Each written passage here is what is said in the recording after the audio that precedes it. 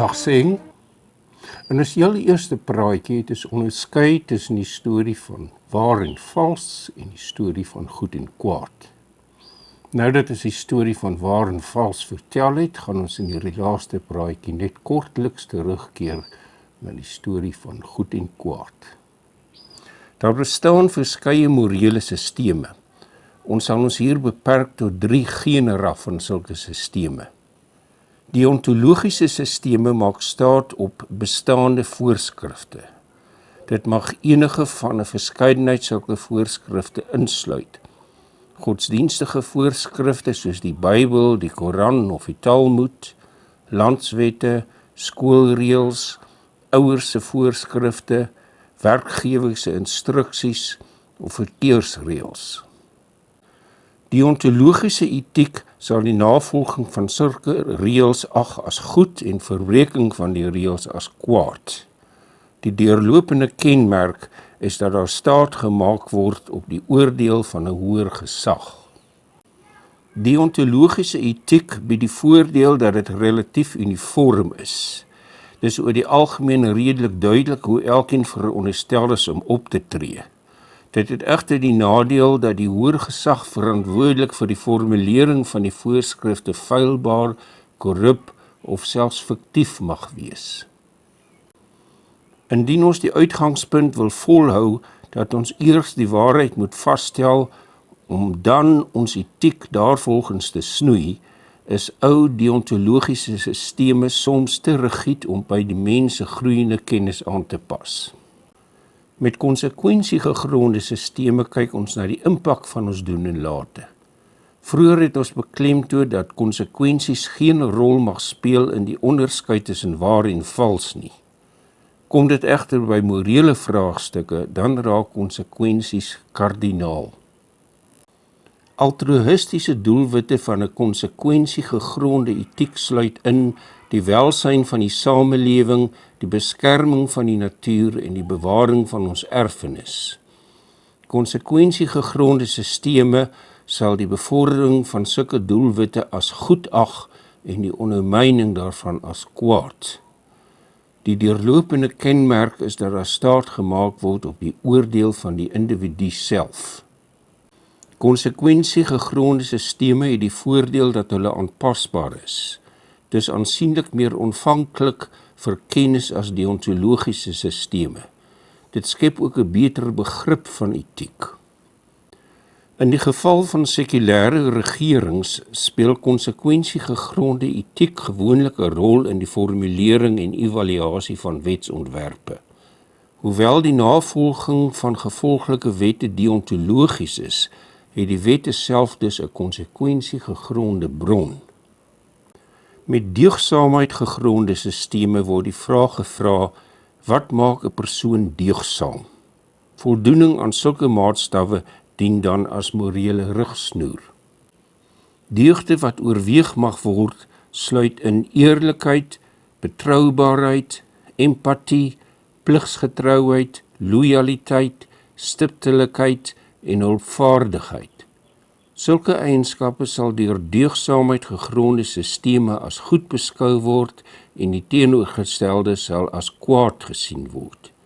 Die deurlopende kenmerk van hierdie sisteme is dat dit fokus op die persoon eerder as die konsep.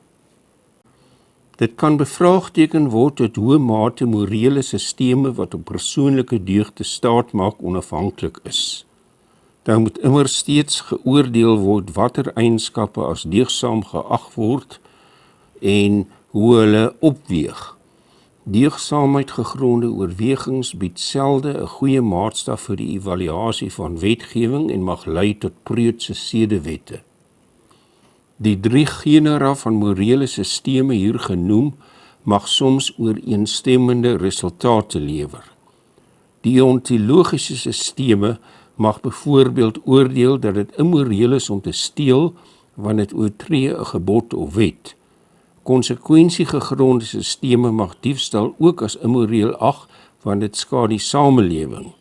En deugsaamheid gegronde sisteme mag dit immoreel vind omdat eerlikheid dit deug is en diefstal oneerlik is. Die 3 morele genera lewer egter nie altyd dieselfde resultate nie. Godsdienstige mense beskou tot 'n mate heel tereg hulle godsdiens as 'n morele kompas.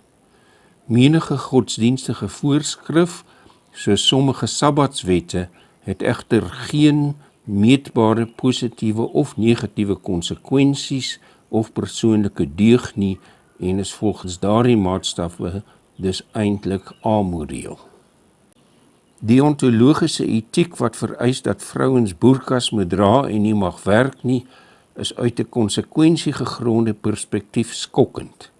Sommige Bybelse voorskrifte en presedente is ewe skokkend. Ons moet die voorveronderstelling dat hierdie voorskrifte uit 'n alwetende bron spruit as hoogs onwaarskynlik verwerp. Die kernboodskap hier is juis dat betroubare kennisbronne 'n voorvereiste vir goeie etiek is. Dit noop ons om te aanvaar dat konsekwensieegronde etiek die ander sisteme troef. Die idee dat ons mag glo wat ons wil, kom 'n lang pad. Polisieering van gedagtes, soos voorgestel in George Orwell se boek 1984, sou immers 'n nagmerrie wees. Hierdie vryheid kom nie wêreldwyd voor nie. Daar is selfs moslimteokrasieë en gemeenskappe waar apostasie met die dood gestraf word. In Suid-Afrika word hierdie vryheid in artikel 15 van die Grondwet verskans. Die Verenigde Nasies se Universal Declaration of Human Rights verskans in artikel 18 nie net hierdie vryheid nie, maar ook die reg om dit uit te leef deur onderrig, aanbidding, uitoefening en opvolging. Hierdie naïewe reg om oortuigings uit te oefen is uitvoering met die gewelddadige praktyke wat in baie lande voorkom. Die blote feit dat 'n handeling of praktyk uit 'n oortuiging, godsdienstig al dan nie, spruit, behoort nie dit te verskans nie. 'n Morele oorweging wat meer aandag verdien, is nie soseer die reg om te glo wat ons wil nie, maar die plig om te glo wat waar is. Die siwe om die korrels van die kaf te skei, bied aan ons die gereedskap. As ons die waarheid wil vind, kan ons dit gewoonlik doen. Deur die impak van ons doen en late op ons gemeenskap, ons natuur en ons erfenis te weeg, kan ons tussen goed en kwaad onderskei. Ons kan glo wat ons wil, maar moenie. Glo eerder wat waar is. Gesondheid.